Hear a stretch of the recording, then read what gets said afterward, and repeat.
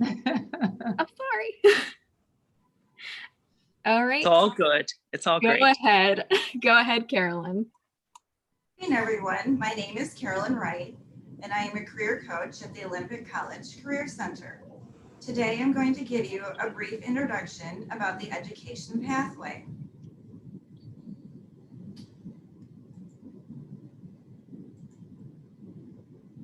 All the information I use today will be derived from the Weiss assessment test. So I'm using the education and training pathway, and I chose the clusters. So through this test, you can pick out different careers and see what kind of education or skills you need to accomplish employment in these careers. So as you can see, they range from different areas, from adult and vocational education teachers to curators, to librarians, to teachers' aides. And this particular site, Carolyn, was intended for the students to get a sense of maybe the various occupations that were available in this career pathway. Yes. So there are 3 different pathways in the education pathway. There's administration and administration.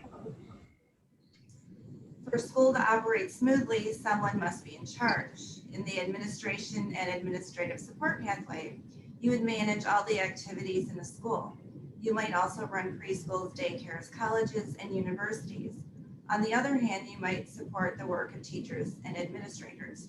So these are jobs such as college and university administrators and education administrators.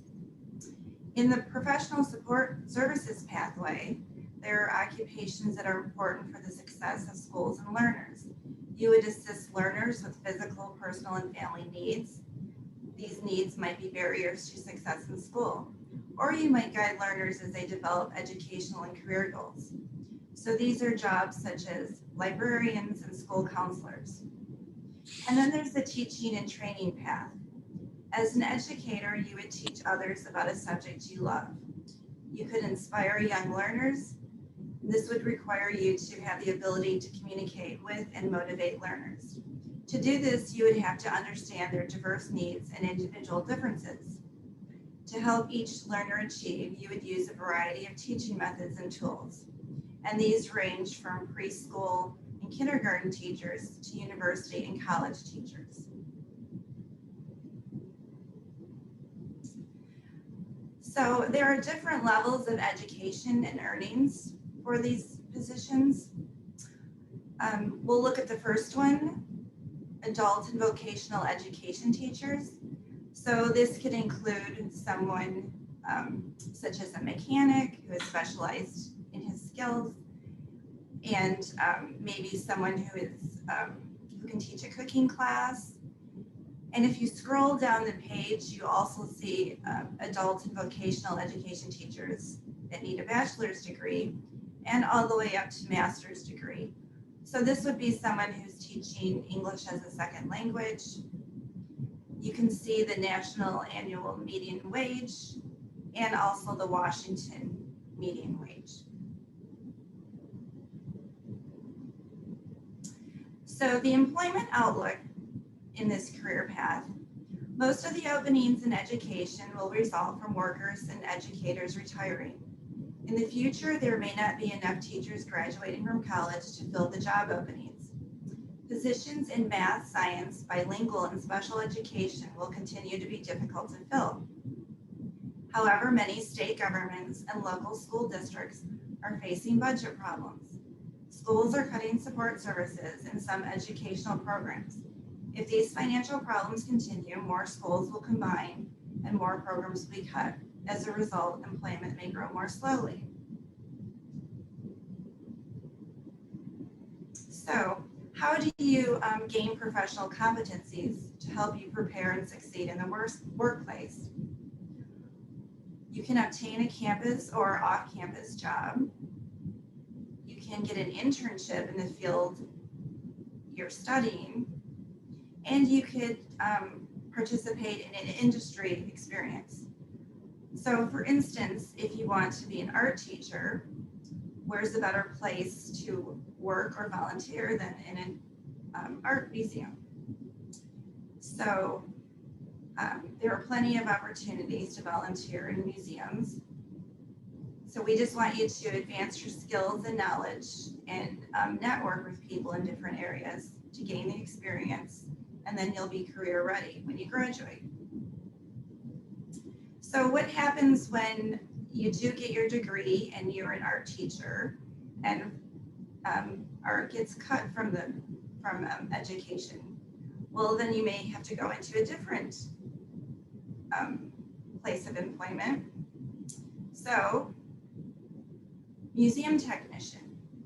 So back in college, when you volunteered at the art museum, you gained a lot of experience and you made some connections in the museum. So now you're looking for a different area of work, and you can go back to that museum, see if they have any openings. You have that experience.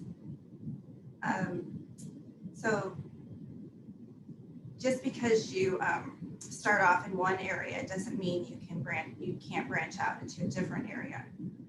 For instance, at the Career Center, well, I got my first job because I had experience writing, and I was hired as an employment counselor. And my coworker, Emily, she got her first job at the Career Center because she had experience working in college at a Career Center.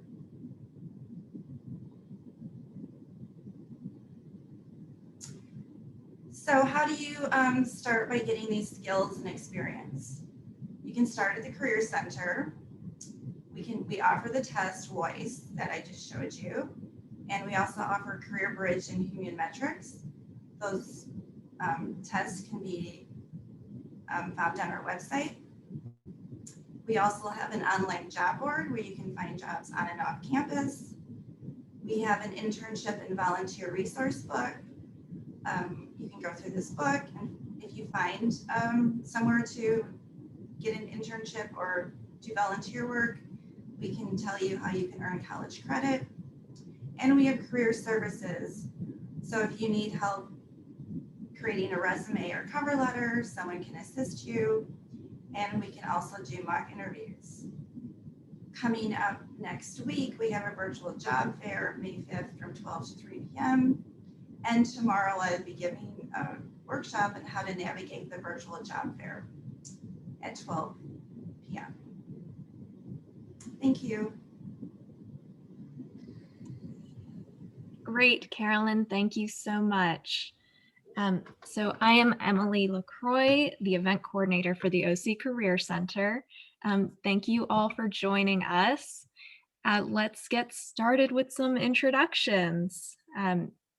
If you just want to give us your name, your organization, etc. Do you want to start, Michelle? Hi, good morning. My name is Michelle Stigler, and I am a very new Human Resources and Employment Services Specialist at the South Kitsap School District, and I'm also in charge of student placement and internships. Student teaching placement and internships, I should say. Great, thank you. And Tami? Hi, my name's Tami Stoutnar, and can you hear me okay? With my mask on, okay. So I'm Tami Stoutnar. I'm actually a special education teacher for the Shelton School District, and this is my 24th year. Way to go. That's wonderful. Yay. Thank you. Teresa Lubovich?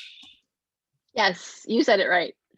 Okay. My name's Teresa. I own Poulsbo Tutoring and have been doing this as my 20th year with our team. Yay. So yeah, yay for longevity.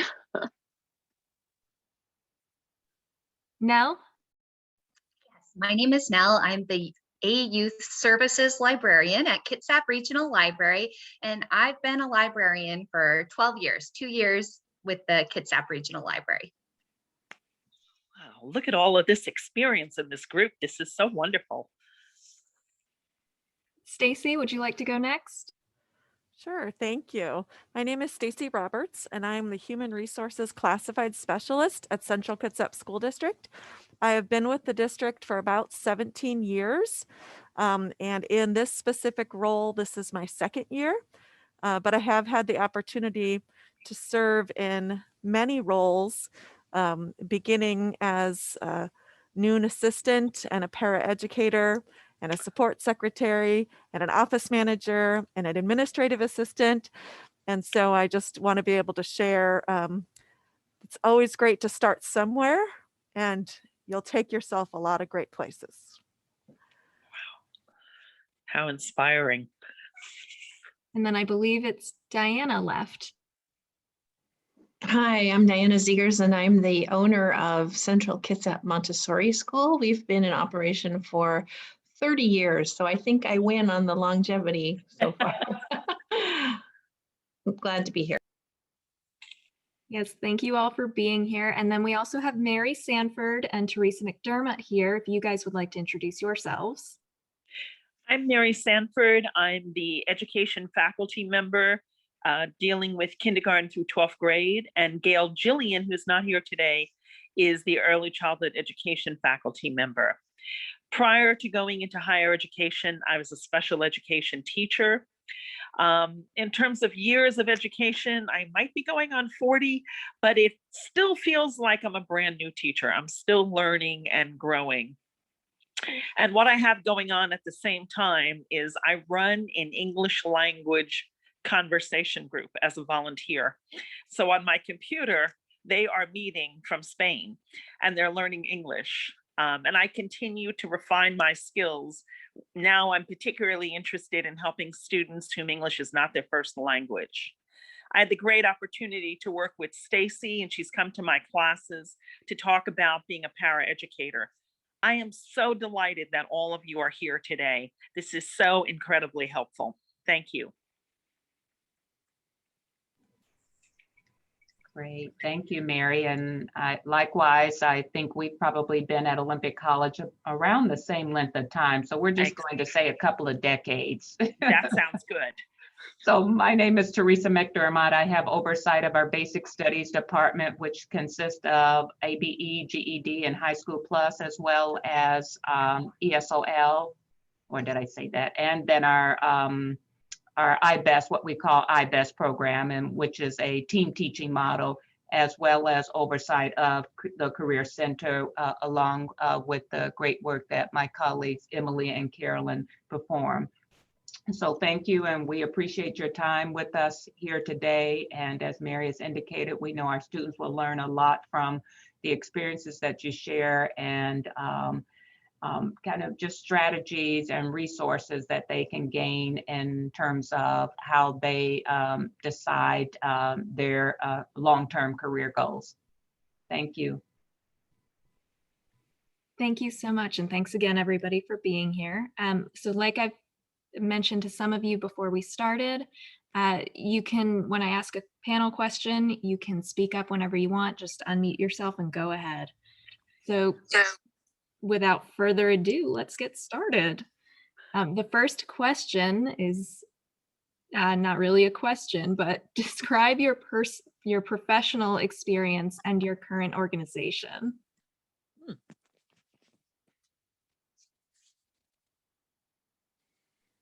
Nell, would you like to start? Well, I actually started out as an elementary educator for 6 years, and then I decided that what I really loved was books and children, and that maybe librarianship would be a better fit for me. And so I pursued a master's in library and information science at that point and joined the Librarian Corps. So I started, my first librarian job was in Southern California, a small city library. I was there for 10 years and then moved up here to Washington and have been working for KRL for the past 2 years. I'll go ahead and jump in. So like I said, I'm new to the South Kitsap School District as far as full-time employment. Both of my boys grew up in the system, and I was a very active volunteer in all of their schools doing a variety of different things. And my boys were also very active, so supporting them, sports, ASB, you name it. So I spent a lot of time around the district.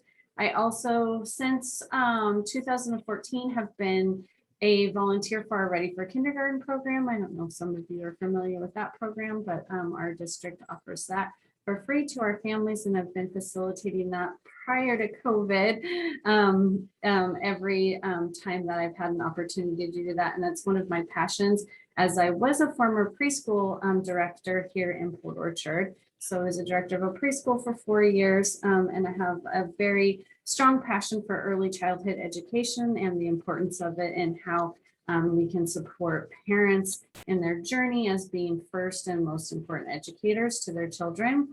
So I was also a paraeducator here in the district, substitute paraeducator most of the time, and I've done from preschool to high school.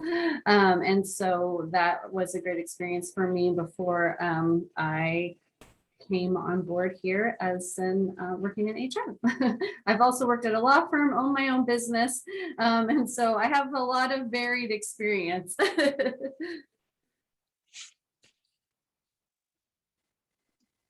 I'll jump in next. My name's Teresa. I started Poulsbo tutoring as a side gig at my kitchen table 20 years ago. I was hired by a family locally to tutor their twins. And it grew into what I have now, which is 20 years later, a team of 10, and we serve all kinds of the districts locally and nationally. We have students from across the US that are, thankfully, because of COVID, are now just online. It doesn't seem to matter that they need to be present physically to have a session anymore. The expansive growth has been a bit of a surprise. So I'm a reluctant business owner, and I've had to grow up on how to run a business and have a really good team of people with me now. And I feel like I sort of accidentally found my favorite thing in the world. Most recently, I have been honored to be joining the National Tutoring Association as an executive board member. And so now I'm sort of expanding into teaching tutors how to tutor effectively. And so my world is a little different than when it started, but I love the day-to-day business running, but I've also managed to keep still having sessions personally because I love the student connection. And so my favorite thing in the world to tutor is SAT and ACT. That is my number one, but I also do geometry and algebra, and I save all the higher math for the other people that I've hired who have more skills. So it's good to hire your weaknesses out. And it's just been such a joy to work with the communities locally, just all over. So it's a little bit different than all of you who are in school districts. We're really supporting you in a way with our team and helping students get extra help when they need it. So, Teresa, can I ask you a question? And that is, sure. How did you get involved in tutoring? Were you a teacher and then this was a natural progression? I was teaching my own kids at home and getting my liberal arts degree. And so right in the process of that, a family approached me and said, would you consider helping us? And their students had some special challenges that were making classroom work very difficult. And I ended up working with them from 6th grade until they graduated from high school through the North Kitsap School District. So it was through that and getting to know the team at the school district that was working with that family that sort of grew. So it was kind of a very roundabout sort of way to get there. Thank you. Wonderful. Yeah, sure.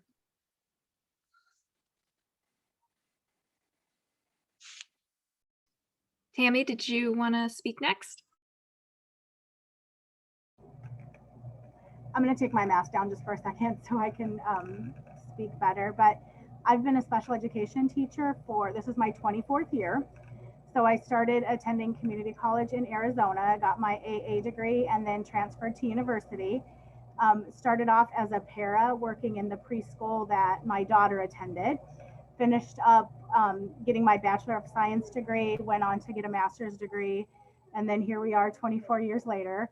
I think honestly that special education is the best job that you can have. I have the most fun every single day. I don't think there's anybody out there who has more fun in their job than I do. I have the best kids. I have the best administrators. I have the best paraeducators that work with me. We have fun every single day. And just so people know, the pay for educators is improving quite a bit. So I was looking at the numbers that I think it was Carolyn had, and our pay is honestly quite a bit more than that here in Washington State.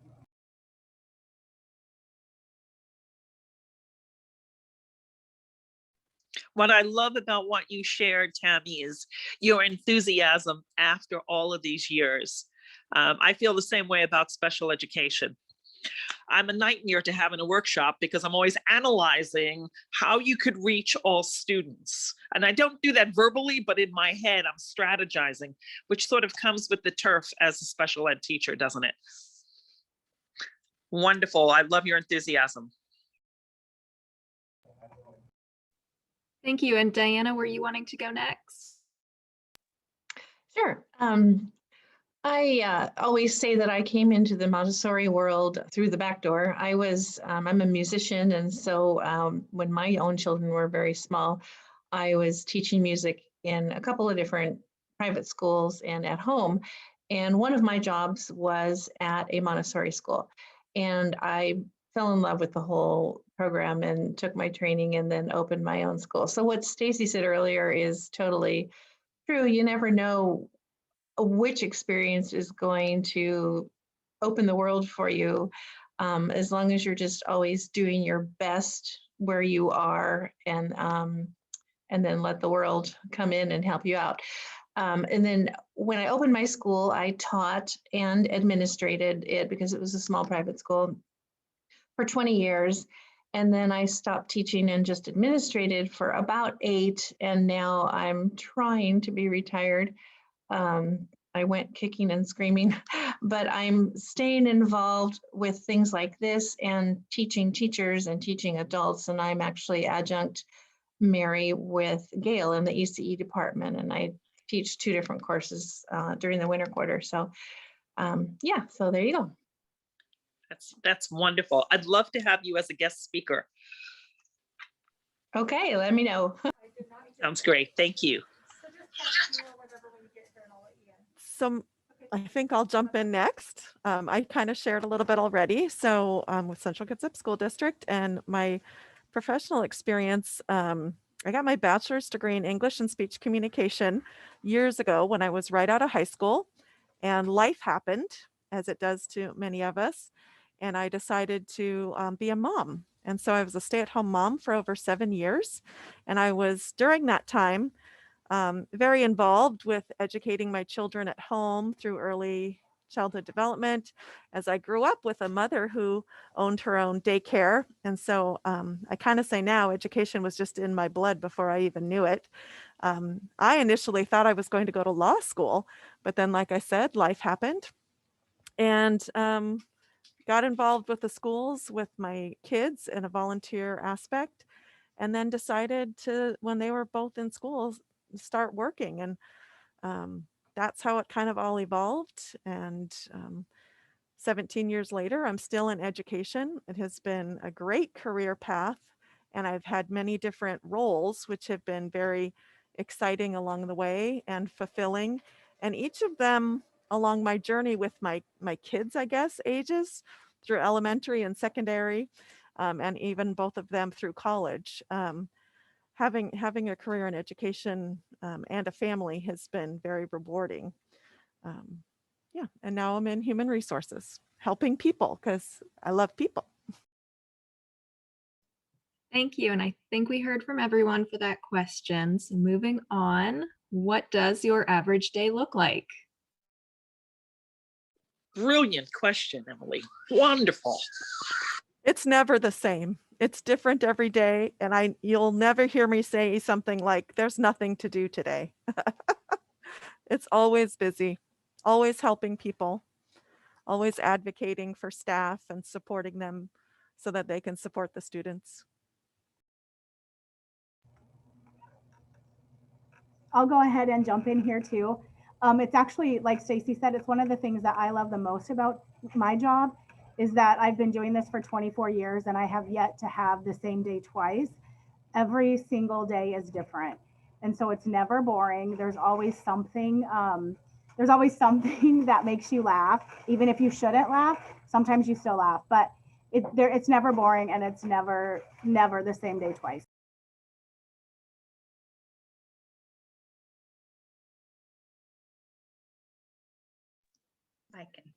I can dive in. As to echo the both Tami and Stacy, every day is a little different.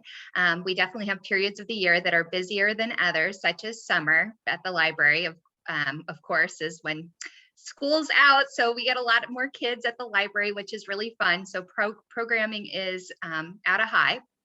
We also, but speaking to my everyday, usually I have a couple programs a day and often have meetings, whether with my team at my branch or my fellow youth services librarians at Kitsap Regional Library, or even partners in the community, such as this opportunity right now, come up throughout the day. And I also get to work at the desk, so I get to work with people of all ages besides children and families. So that's always a pleasure. And anyways, I like it. Variety is the spice of life, and definitely enjoy that as a librarian. I'll jump in too. Variety is the spice of life. That is the truth. Because I run the business, I do a lot of the admin, back end, calendar scheduling, consulting with new families, figuring out a test prep plan, scoring tests and getting reports out. So there's a lot of interpersonal relationship that I'm doing with families, and that I love doing that. And then I clear my desk. Sometimes I have a student coming in physically, or I have a Zoom session. So sometimes my day has lots of sessions and sometimes not so many, but it is never dull. And I think working with different kinds of people all the time who have different needs that we're trying to fill really does give a well-rounded sort of variety. So I'm also running workshops, and I'm on the board for the NTA, like I said. So there's a variety of administrative things that come up, but it's still, I think the most fun is when I'm actually face-to-face with a student working with them.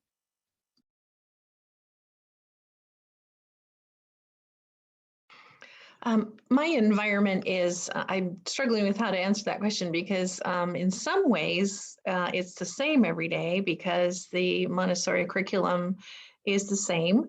But in other ways, of course, the children make it all different and delightful. And it's very rewarding to watch them from September to June to see how they've grown and the skills that they've acquired. So a little bit the same, but a little bit different too.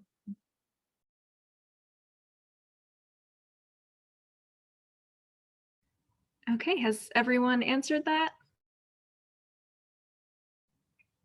Must be. So that sounds great.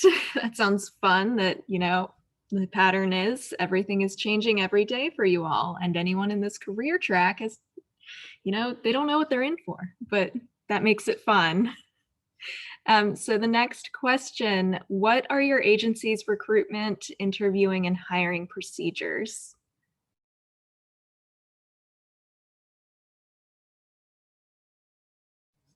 Would Stacy like? Oh, sure, Diana, you go. I jump in. My situation is a little bit different, being a small private school and being of a certain education philosophy, Montessori. So anyone that comes to me has to have embraced that philosophy of education.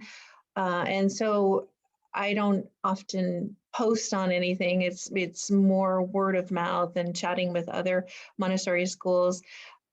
Truthfully, a lot of our employees over the years have been parents that have loved the classroom and shown an aptitude and ended up being an assistant in the classroom. Or somebody occasionally will drop off a resume at the door and whatnot. But in order to work at my school, I would really need to see that it was a match. So I would either go to their environment and watch them teach, or have them into my environment for a couple of mornings to see how they interact with the children and with the other staff. So it's a little bit different, but it's worked. Would you hire people who were not certified, Diana, as Not for, teachers? not for a teaching position. I will hire, my assistants don't need to be certified, but that's a requirement of our school. They need to be Montessori certified. Thank you. I'll speak to that too, because we also are a small-ish business, and some of my hires have been word of mouth. Usually when they come, I'm looking for what their competency is in subject areas, because you can have a good heart, but you also need to have skill. And that's really important. From a professional standpoint, we require all of our tutors to become certified at the basic level for tutoring, and that's offered through the National Tutoring Association. I hold the advanced tutor certification, and once they've done the basic, they're welcome to go up to intermediate and advanced. It gives everybody the level playing field of what's expected for tutoring relationships and how to conduct your sessions in a professional manner while showing empathy and connection and all the things that are really critical to success, and not just having a good math degree. Like that doesn't really cut it, because teaching is different than knowledge, and how you can impart and connect and help a student is really vital. So that certification really helps us. We do interviews, 2 or 3 different levels of interviews. One of the things that really helps us the most though for this type of interpersonal relationship in our hiring process is having them complete the Strengths Gallup, Strengths Finder through Gallup. And it's one of the ways that shows what innately a tutor might be good at as far as connecting with students and relating information and being like a lifetime learner. I have hired tutors over the years who are really strong in a content area, but they really struggle with connecting well. And so over the many years, I have learned how to hone that skill down when I'm hiring and what to look for. And that Strengths Finder is a really good way to do it. So it's not that they have to come with a degree, although most of the time for especially upper level courses, that's imperative.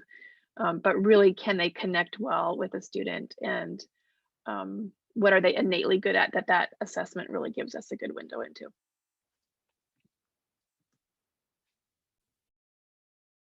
I can speak as someone having gone through the hiring process. As a librarian, certainly in Washington State, you do want to have your master's generally, but that doesn't, other states' requirements vary for the library position. And when I was looking for a position in Washington, I went to the Pacific Northwest Library Association website, and that's where you can find listings for this area. In fact, the Washington Library Association will direct you to that page.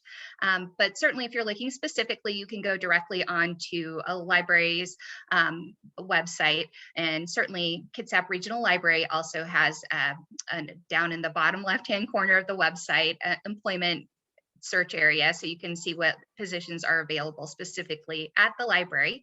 Of course, there are positions available for those with associate's and bachelor's degrees, usually library assistants, or is usually is the starting position for those that may not have a master's degree. And there are certainly librarians that actually start off in a library assistant position and wait for a position to open as well. And they're in a good place to get their foot in the door as a library assistant or associate as well. And I think that other than that, once I went through the hiring process with Kitsap Regional Library, it was certainly, of course, turning in your application and then kind of doing an interview with the HR department. And then from there, moving to an in-person series of interviews where I presented a couple different programs at the interview.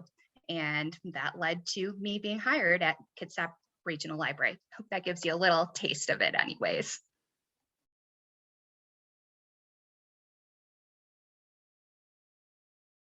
Michelle, were you wanting to go next?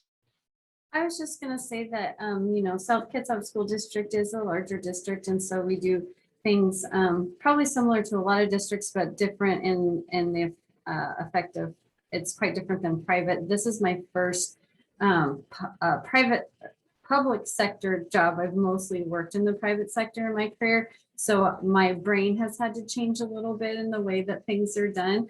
But our recruiting and hiring process is so varied because we, hire food and nutrition services, bus drivers, custodians, office assistants of varying degrees. We've just hired 2 new administrators. And so that position for big administrators is complex and has a lot of layers to it. And there's a lot of different things that go in for the candidate as well as the processing team for that. And so the nice thing about a big district like this is, we can use people of all levels and all abilities and all different areas of expertise. We hired journeyman for our transportation department. So it's not just you have to have an AA or a BA or a master's or PhD or whatever to work for our district. We kind of have something for a lot of different people here. And so again, though, the recruiting has been interesting because of COVID. I think that we can all attest to that. And that's kind of one of my new focuses is going to be how are we going to look at recruitment and do recruitment differently in the time of COVID moving forward, and how has that changed and what does that look like for us? And the other part of that, when it comes to the educational piece for educators, it's hard for us to really know what is our next year going to look like, because we don't know what our schedule is going to look like yet. And so because we don't know what our schedule is, we don't know what enrollment's going to be. And because we don't know what enrollment's going to be, so it's a whole chicken egg situation we have going on, which I'm sure is totally normal with other districts. Everybody else, I'm sure, would agree with that. So it's an exciting time, full of a lot of innovation, I would say. I will piggyback on that. So at Central Kitsap, we do recruiting, a lot of recruiting fairs, and to get people interested in living in our area. Obviously, with our military population, we do have people that come from all over. And so it's exciting to be able to hire a diverse staff to be able to support the needs of the students. In the classified world, obviously, we have several different positions that don't require an AA or a bachelor's degree, but we also have the teaching and the administrative positions that do require those degrees. So always be looking on the district's website for positions. They are posted regularly. We are starting to prepare for next year right now, and we do have positions open, and we are currently seeking secretarial and I think we had a couple teaching ones out there, and even some behavior intervention positions. So please always be looking online if you're interested. We also really encourage to be looking as a substitute. So that's the other area. Hiring process for a substitute is very, I'll say, minimal in comparison to the hiring of a teacher or an administrator at this stage. So coming in as a substitute, right now during COVID, we're doing a lot of our orientation and hiring via Zoom, and we have online trainings. So some of the hiring process is really an online portion, similar to like a little online course that you have to complete. And then the orientation is probably about an hour to 2 hours of just kind of explaining the process and getting you oriented with the different positions that you could be subbing in. And then you're empowered to work whatever schedule you need to work. We have AM or PM positions. Sometimes we have all day. Obviously with students, you have unique schedules, and maybe Monday, Wednesday, Friday, you have class, but you don't have class on Tuesday, Thursday, and you could work full time as a substitute every Tuesday, Thursday easily, within the school district, because we always have needs. Someone is going to be out for a doctor's appointment or their child is sick. And so we're always going to need coverage, whether it's custodial, paraeducator, secretarial, in all of those areas. We do employ about 1,500 people. We have almost 11,000 students that we currently support. So there's a lot of unique areas that could be filled. One of the interviewing things I want to share about is often we do an interview panel.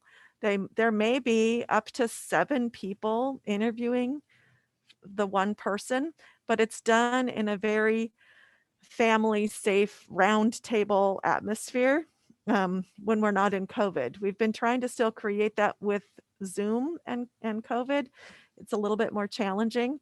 But typically the interview process is in person, and it's sit around a table and everybody would ask a question and you would answer the question. And so there would be exchange of information and experience that you would get to share during an interview time.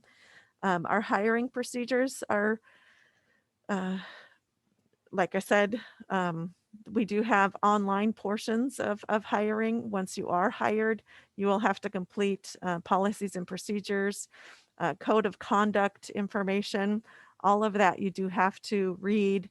So there is quite a preparatory time, I guess, once you've gone through the online application, receiving an interview opportunity, and then the hiring process around actually completing some of those policy and procedure type online trainings. And they're, again, it's a tutorial that you have to just learn them and know them, and Washington Code of Conducts and Professional Code of Conduct and things like that. So lots of details there, but we take you through each step along the way, and getting those applications in online is the first step.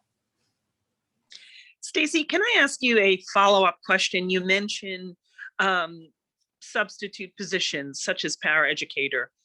Can my students who are working towards their associate's degree be substitute paras in your district? Yes.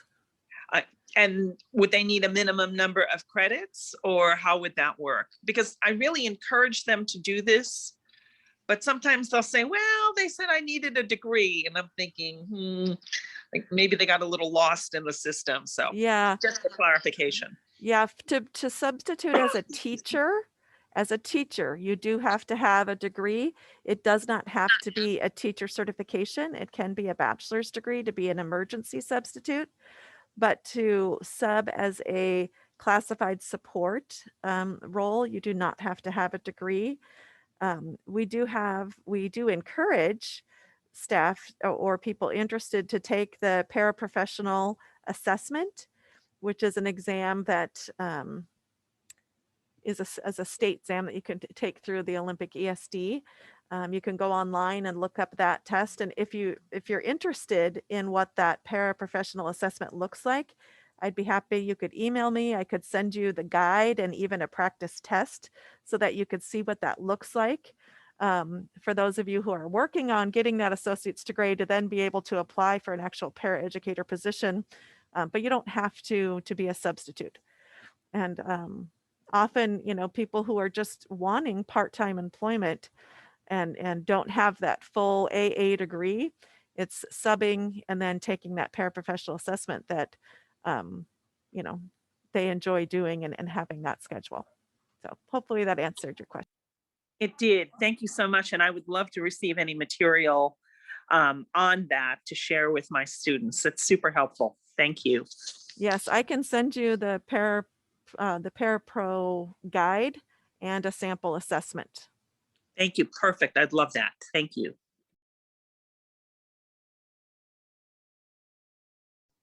Great. And was anyone still waiting to answer that question? Tami? I can just talk briefly because I think everything else has been said.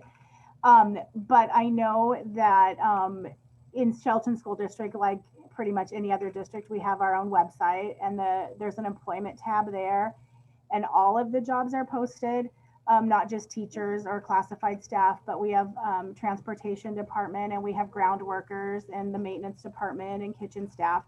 So all of those jobs are listed there. I think it's really helpful for anybody who is looking to be an educator to get their foot in the door somehow, so that you get known, because that's been talked about for years. It's not always what you know. Sometimes it's about who you know. And so we are also always looking for subs, always looking for para subs. And I think that's just a really great way to get yourself known out there. The other thing I would say that hasn't been said yet is that our building principals typically do the interviews for their buildings, and they might have multiple candidates for a position, and they might obviously choose one of those candidates. But if there's other really good candidates, they'll let the other principals know. So they'll pass that information along, so that even if you don't get maybe your first job that you interviewed for, you might be recommended to another principal to get an interview in a different building. I wanted to just piggyback on that, Tami. Thank you for referencing custodial, maintenance, ground, and transportation. But those are all classified positions in Central Kitsap. And so we have, and we do really encourage classified professional development. So we often have staff start in child nutrition or custodial, and then they become teachers. And it has been a great thing to see happen. A custodian becoming a teacher, food service becoming a teacher, paraeducators becoming teachers. And sometimes it takes just that initial getting started and getting excited about education. So there are a lot of opportunities to grow in any position that you begin with in education. That is so interesting, Stacy. It makes me have such an appreciation for the folks who do that. Plus, they're learning so much about the school and how all the various departments and roles fit together. Very interesting. Thank you for sharing that. Okay, let's move on to the next question, which has been sort of touched on a bit, but what jobs are available to applicants who have varying levels of degrees? So like associate's degrees, bachelor's, certifications, various certifications. And anyone can start on that. I'll jump in right away. I loved what Stacy and Tami and Michelle also talked about, and a little bit what I touched on earlier. It's really a lot about finding your passion and what you're interested in and what matches with the way you think. And the one way to do that is to get out there and get in the world and in the schools and then find what turns you on and go from there. And so in my environment, I do not require a bachelor's degree for my teachers. Some Montessori training centers do require that, but I don't. And then my assistants, I should say also that each classroom has one Montessori certified teacher and one assistant. So my assistants just have to have a passion for being with children in the Montessori way. I think you're right in that we've kind of answered this question already. All of us have spoken a little bit about it, but also the next one kind of falls into it. It's the love of kids, the love of people, the positive attitude every day. And again, having the degree is imperative for some roles, paraeducator, teaching, and administration, but there are many roles that you can get into until you get to reach that goal. Don't think that you can't start now. You don't have to wait until you have that piece of paper. Getting the experience and getting in the door now is going to help you to reach that goal. Yeah, I would just echo what everyone is saying as in regards to just getting your foot in the door and getting in those substitute positions. We are, like everybody else, always looking for substitutes. And I know that, when hiring administrators are looking at two people that they think both would be awesome and great, but the one person just has a little bit more experience working in the classroom or working in the custodial area or whatever it is for it. That is going to give you a little bit more probably of a bump because you do have that experience. And then just along what she was saying with qualities too, I know we're kind of jumping ahead, but just some of the things is like having a good sense of humor. Things change like in a second in a classroom or in a school environment. And so just being able to be flexible and adaptable, having that good sense of humor, you're always going to work with other people. So being collaborative and supportive and being able to work well with other people, all of those kinds of things are really going to get you a long way. You can learn, a lot of things, but if you have a hard time working with other people, then that's going to be a bit of a challenge for you. So yeah, just having that flexibility and adaptability. I was just going to jump in, hearing of the substitute positions, and also want to share that Kitsap Regional Library also has substitute positions available, and that's a great way to, one, discover if librarianship is a field of interest for you, and also get your foot in the door.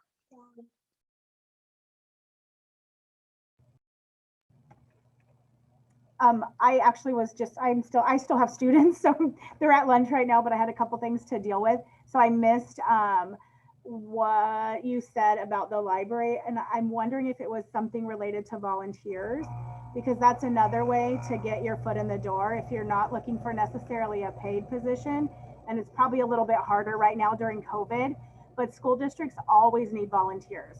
And most school districts have like volunteer paperwork that has to be completed, and there's a quick background check that needs to be done before you can work around students. But that's another way to really get your foot in the door if you're looking to do something within the schools. The other thing that I just want to touch on before we move on to the next question is that when you do go in for your interviews, you're being interviewed from the second you walk through the door, not just when you sit down at the interview table. So just know that secretary who's ever greeting you at the door is also making mental notes about how you walk in and how you're dressed and how kind or compassionate you are when you're speaking with the secretary. So there's an old cliche in education that says basically you need to make the school secretary and the school custodian your best friend. And even though it's a cliche, it's actually true. Those are the two positions that will save you every single time. I love that comment. I tell my students, you are on the minute you walk in the door. So don't be playing with your phone, being rude to people, acting bored, being slovenly in some way. Completely inappropriate. I really appreciate that comment. I would even say it even happens ahead of that too, because I have hiring administrators that will call me and say, is anybody in the pool when they talk to you to ask questions, because I set up all the interviews and everything, how did they treat you? Were they kind to you? Were they respectful? I've only been here for like 6 weeks, but I've got that call at least a handful of times already, because they want to know that they're treating me with kindness and respect. One of the things I want to throw in here real quickly too is when we're hiring, we obviously do all the paperwork part and the background check and all the requirements that we have from a paperwork admin side. But because by the time a family reaches out for tutoring, they're usually in or close to crisis mode, and everybody's on high emotional stress levels. And so we're also looking for people as tutors to be calm and in a space of being welcoming and open and listening, because there's a lot that's not being said out loud that we need to take into consideration when we're hiring. And it's the same thing you're talking about when you go in to get interviewed somewhere. There's a lot that's being looked at that you may not be aware of. And so being really attentive to your listening skills is really key, and your attention to detail, and of course the professionalism that's required. In our business, we're being trusted with people's most treasured possession, which is their children. And so you need to be earning that trust from the second you start, and it needs to be consistent.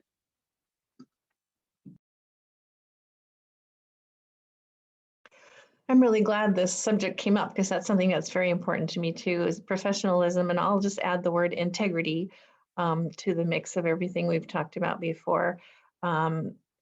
Gossiping is just not allowed. Talking down about parents of students is just not allowed. It's just not okay.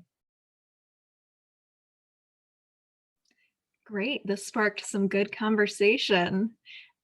So our next question is, what qualities make an outstanding employee at your organization / in your line of work.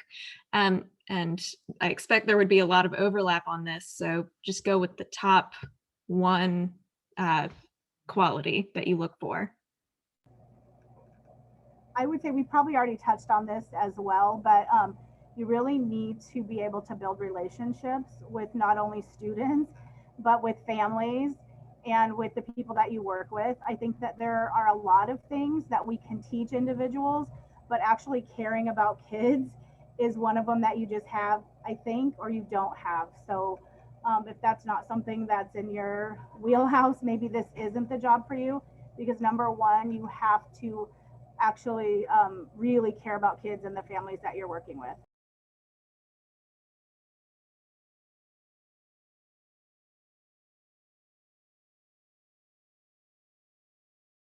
Did anyone have any other qualities to add to that? I can add a couple more. I think in education, you have to be really dependable. There are things that come up. Like there are times when I wake up and I might have something else I want to do, but your students are counting on you. And subs are fine. They're great. They fill in when needed, but it's not the same type of education they get from you as the certified teacher. And so you really have to want to get up and go and do your job every single day. I know we sort of touched on this, but being flexible and adaptable is obviously part of that. But a huge piece that I find in my work when hiring is patience, because kids have bad days and they're going to come to you in any manner of emotional state. And being flexible is super important, but also giving space for them is such a skill. You can learn it, but I feel like if you're naturally more patient in your personality, that's a definite positive trait. Can I add one more thing, just jumping off of what Teresa said? I think that our world right now is really crazy, and some of our students are coming in and school is the safe place for them. So we need to be the safe people for them. Like Teresa said, those people that they can trust and rely on. Like schools and educators are really good about expectations, and sometimes at home, expectations between different families, like if you spend some time with mom and some time with dad, there might be different expectations in the household, and the kids don't always know what is expected of them or what's going to happen if they don't do something correctly. And I think at school, we really have our expectations and we try really hard to stick with them so that our students know exactly what they need to do and what might happen consequence-wise if they're not following that. So it is a really safe place for them, especially with everything that's just going on in our world right now. Excellent, thank you. So we'll move on. Tell us briefly about a personal work experience that helped you grow or learn as a professional.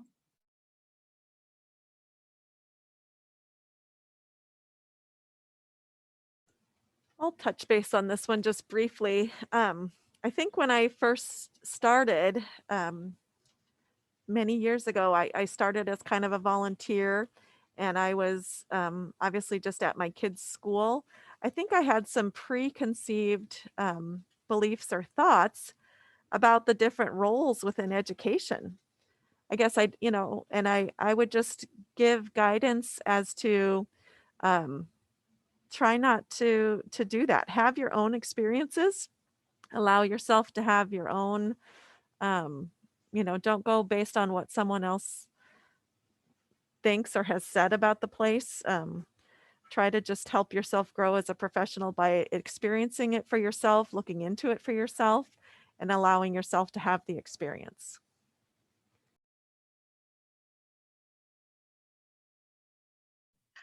I can share. When I was a younger librarian, I had one of the joys of librarianship is you have a different crowd for every program. And I had one of the caregivers say, "You were too loud." And I realized that I was trying to speak, depending on the day, always. Sometimes the parents are chattering and not. And I've just learned that gave me a moment to kind of look and think about strategies I used, whether as a teacher and even then apply them in my library position of just remembering just to maybe just stop talking or stop reading or sharing and just wait for everyone to quiet back down, or even try lowering my voice. And eventually they'd realize, oh, I can't hear her. And the voice level would come down. And so anyhow, that was one of my valuable learning experiences as a librarian. I think for me, when I was thinking about this question ahead of time, I think it's the same in both my personal life and my professional life. And that is really taking the opportunity to learn from failures and difficulties. I know that my own self, I've learned way more from all of my failures than I ever have from my successes, because I'm not being stretched and grown in the same way that you have to when you fail. And not to be afraid of failure, but really to embrace it, to take time to evaluate that and take time to learn from that and then grow. I'll throw one out here that's currently still something I'm learning from that I think anybody in the education field can relate to. Because we're in the teaching field in some capacity, it means we all have very big hearts and we want to help.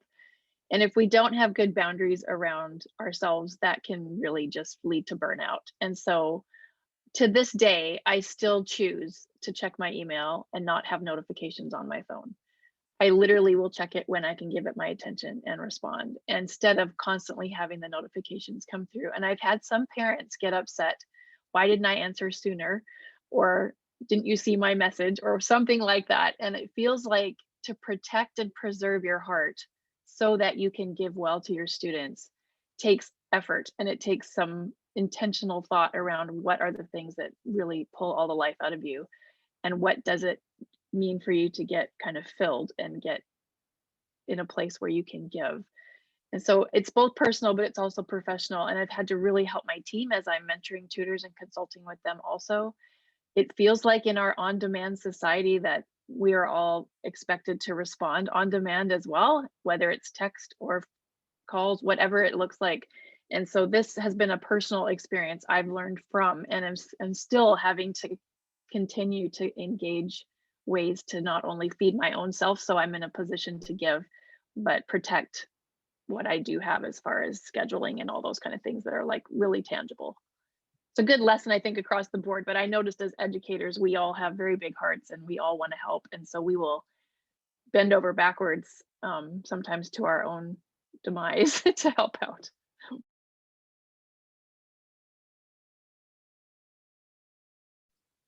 All right. Did anyone else have anything to add to that? Okay, so the next question was, what suggestions do you have for people entering your field? And I think we've gone over that quite a bit. So if anyone had any points to make, you can go for it now. Tami? I would just say that when you're entering, I think anything in the education field, you have to really be open to challenges, because even though like I love my job and I love every single day, there have been some things that are really challenging, and you need to be open for that, and you really need to be patient with yourself. You're not going to get it right on the first try, and you may not get it right. You may not get it right on the second or third try. So just hang in there and persevere, and know that you're doing a really good job, and that you're always thinking and you're putting the students first, but that it may not be perfect and it may be kind of ugly sometimes, but it's going to be okay. They're going to survive, but just hang in there and give yourself some grace. Thank you, Tami. All right. So then next question, what is the culture of your workplace? You could touch on relationships among colleagues, values systems, philosophies, or any other aspects of your organization.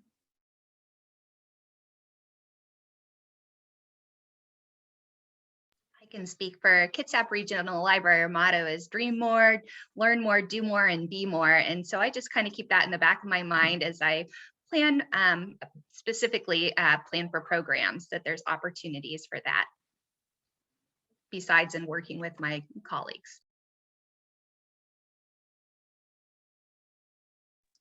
I'll speak to for my business. We have as a kind of a motto, kindness matters, but it's also right alongside with being professional and having fun and being open and being in it together. Both as a team, we're that way in our staff meetings and our play. We like to try and do a lot of play, which I think translates really well when we're working with students to keep it light, usually because there's a lot of stress that walks in the door or into the session with the students. So we try to always be in a place where we're calm and not chaotic and have a fair amount of peace personally so that we can be a good, safe space while also getting a lot of work done at the same time.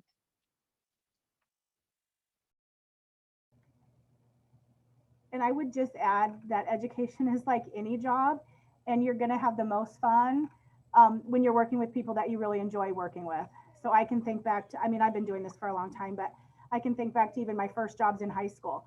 And the most fun times I had at work were when I enjoyed the people that I worked with. And it's going to be the same thing here. So I have two parapros or educational assistants, paras, whatever you want to call them, that work really closely with me.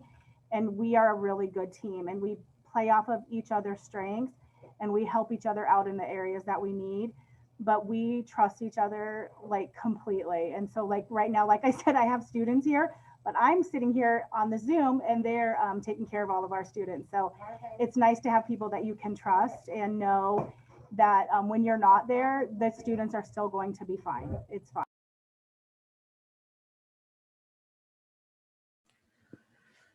I would piggyback on that to say the culture of our workplace is very much a family, a very big family. And within each building, we have, you know, a unique culture at each building based on the environment of that building. We have a lot of hardworking and fun people. And we have high expectations for students, and we have that for staff too. And we also quality customer service, and that's within our staff and our students.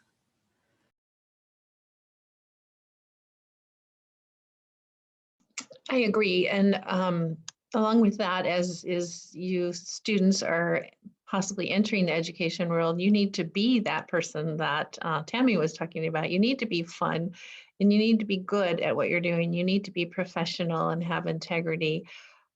So it's a responsibility on you as well to grow into that person, a good person to be around. All right, thank you. And our last question, how has COVID affected your organization, and what changes do you expect to last in your industry? That's a loaded question. This one's really challenging. I mean, you know, learning happens everywhere. It happens in a school building, it happens in a grocery store, it happens at home, it happens on Zoom. It just, learning happens everywhere. And one of the things that we as an employer have had to find balance in is, you know, guidelines that the state has attached or added to our world, the tracking, the staff supports, the different benefits and layers of the emergency pandemic that it's added on. You know, it changed us a lot. It's shut us down. It was traumatic. It was traumatic. It was traumatic for the kids. It was traumatic for the staff. We are rebuilding. We are back. We were never gone. Again, learning continued to happen in every shape and form that we could share it in. But did COVID hurt and affect us? Yes, it hurt all of us and our staff and kids. And when you're a family, you feel that. We felt it. We felt it all over. We still feel it, and we're still trying to be there for everybody and do what we can. So things are different, but we're still strong and we're still learning. So.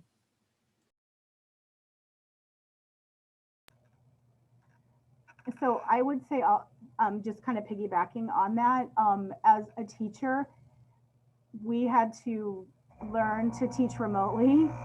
I had never heard of Zoom before. I'm not super fond of it, but it doesn't matter. We had to learn how to use Zoom. We had to learn more about Google Classroom. We had to learn a lot of different online processes and procedures for things. I work with special needs students, and so some of them have cognitive disabilities. And so logging on a computer is something that's outside of their capacity level. And so we learned a lot about the capacity of student families.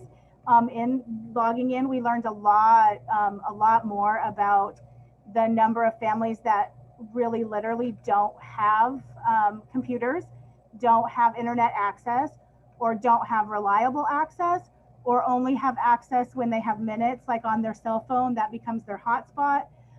It was just a lot that we thought we knew that we didn't know. One of the things I think that'll change for us is that we did learn that some of our students learn better online than they do in person. Some students have anxiety disorders and depression, other things like that, that makes coming to school extremely difficult for them. So they're actually excelling online. We learned obviously that not everyone excels online. So I anticipate in Shelton School District, probably like other places, that we will keep an online component going forward, even though we're back in school mostly on a hybrid model. So we have students, one group of students coming Monday and Tuesday, and then we have a different group of students coming on Thursdays and Fridays. Wednesdays is sort of our deep cleaning day, but and they're doing, when they're not in school in person, they're doing asynchronous learning online. And I think we will keep a piece of that moving forward, that we will keep that for students who need that online instruction, that it will be there for them.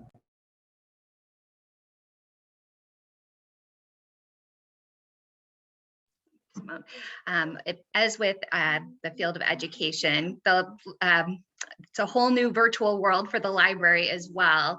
And so jumping on board with new technology and platforms has just been, has been a big learning curve for many. And I certainly recommend that to those who may be interested in the field, certainly of librarianship as well, having an interest or commitment to learning more about that and working with those various platforms or forms of even social media for communication. I feel like I'm Zooming every day now, and I anticipate that we will continue offering some virtual services and programs, because it is really nice, as Tami shared, for some of those families with maybe special needs, or that being at home and attending a program is a lot more stable, and for them, they can have more control over their environment. And as well, it's just nice for parents too, that maybe have multiple kids, that some kids can be at a story time online and they can be working with their school age student at home. So in a way, we've opened a new world and new opportunities with these virtual platforms, which has been really exciting.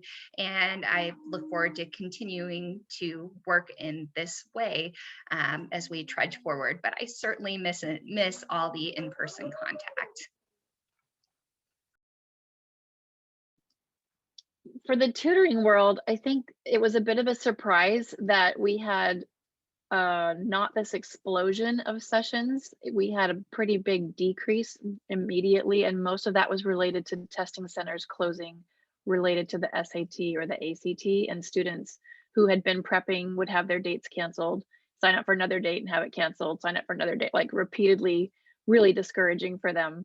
But we've also had this wider range. It's kind of impacted us in that because we don't have to be in person, it's expanded who we're able to help. And even though our favorite thing is when everybody's here in person and we're all feeding off of each other and enjoying seeing each other, the other surprise has been the families, now that we can take families back in the office, the number of families who are opting not to come and stay on Zoom because it's actually easier for them logistically without driving hither and yon to every event.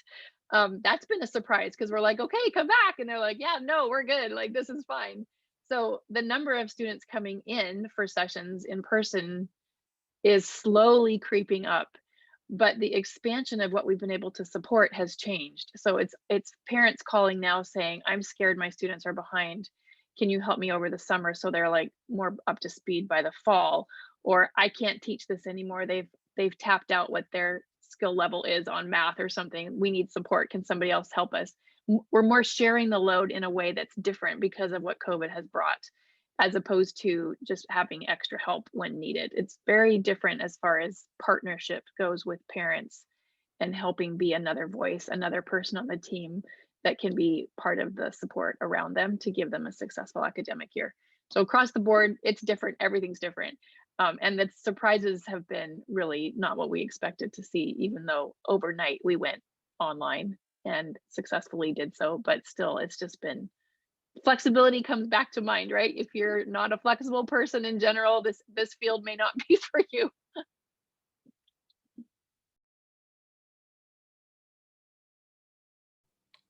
All right. If nobody has anything else to add, that concludes our panel questions. We just have a couple of more minutes left with our panelists. So Mary, Carolyn, or Teresa McDermott, did you have any additional questions for them?